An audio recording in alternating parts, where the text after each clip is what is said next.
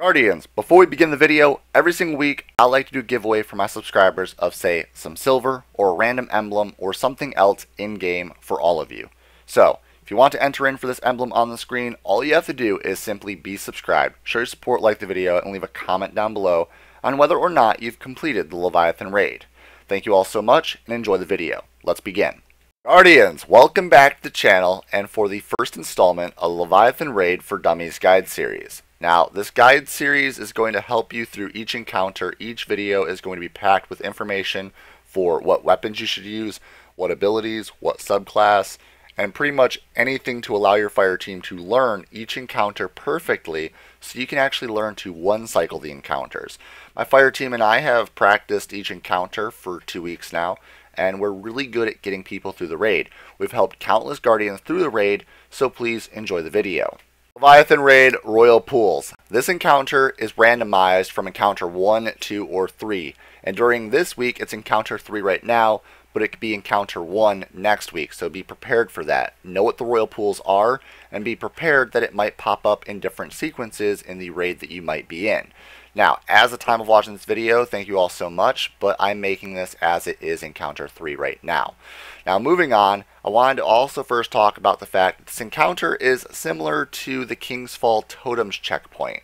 Now, that is back in Destiny 1.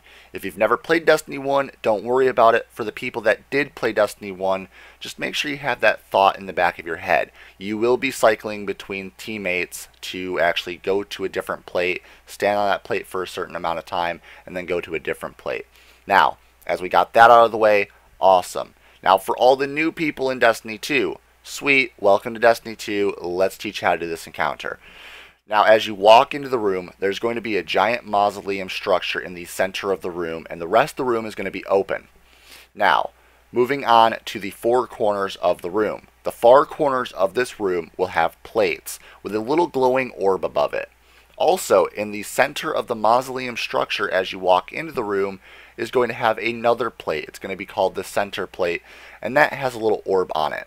The difference between the center plate and the four corner plates is that center plate, that little orb will reappear over and over again after I think 3 seconds of it not having an orb. So that little orb is going to allow your fire team to keep what is called the psionic protection active at all times. You're going to have to divide your fire team up into a team of 3. So 2 teams of 3 on opposite sides. We divide our fire team up from left and right, so pretty much divide up and send 1 guardian to each corner of the room. Now, as you have your teams divided up on left and right side, you also will have 2 guardians from those teams in the center waiting to activate. Have all guardians jump on the plates and 1 person in center jump on their plate and grab the psionic protection. As that happens, it will activate the event. Enemies will start spawning in and you'll have to kill the enemies as standing on your plates. Whatever you do, do not leave your plate, and make sure that you pay attention to your psionic protection in the bottom left of your screen. If psionic protection goes down to 0, you will start taking damage to the water that you're standing in. That is something to note. Now, what you're going to want to do is have the center person go over to a plate, relieve that player off their plate, and stand on their plate and protect it. That player now becomes the center player. They're going to move to the center, they're going to touch the center plate, grab the psionic protection on that center plate once again, and run over to the next teammate, say on the bottom left. And then as they're on that left, they're going to be standing on that plate. The other person then becomes center and moves over, and then goes back up to you, and then you end up becoming center again. It is going to be a 3 teammate switch between the center and the other plates. So you're only going to have 3 plates to pay attention to with a team of 3. But the other side is also going to have to be doing the exact same thing.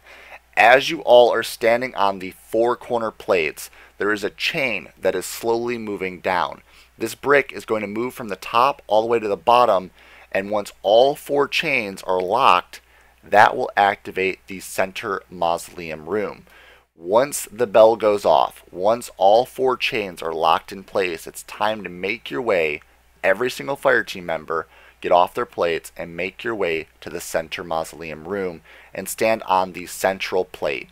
Standing on the central plate will give you a buff that will allow you to attack the 9 lanterns that are going to be in the designated locations. As you all walk into this giant room, there will be an immediate 3 lanterns to the front of the room in a solo pool that is waiting for you. In the far back of the mausoleum room, there is going to be a left and right pool that will also have 3 lanterns. Now, what do you want to use to damage the lanterns as best you can? You're going to want to use this: Stormcaller Warlock or Striker Titan to clear out the ads, a Nova Bomb Warlock to damage the lanterns, a Golden Gun Hunter to damage the lanterns, and you can also use a Sniper Rifle, a Rocket Launcher, or the Merciless Fusion Rifle, or any other fusion rifle that you have equipped. Now, do not use a shotgun, do not use a sword, because that won't help damage it, but you can use a Scout Rifle, a Pulse Rifle, or an Auto Rifle if you have none of the previous things that I stated.